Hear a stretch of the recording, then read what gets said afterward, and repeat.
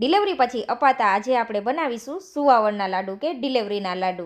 આ રેસીપી મારા દાદીમાની છે, તો રેસીપી પસંદ આવે ને ફ્રેન્ડ્સ તો ફોલો કરવાનું ભૂલતા જ નહીં. તો સૌથી પહેલાં આપણે ગેસ ઉપર કઢાઈ રાખેલી છે, તેની અંદર આપણે ઘી ઉમેરવાનું છે.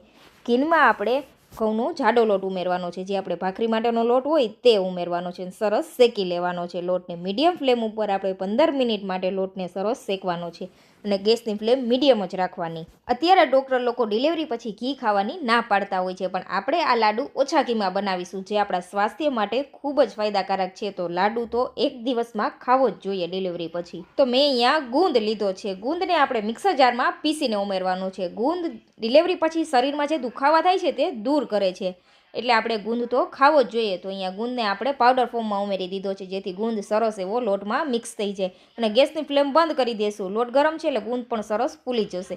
સાથે આપણે ટોપરાનું ખમણ અને ડ્રાયફ્રૂટ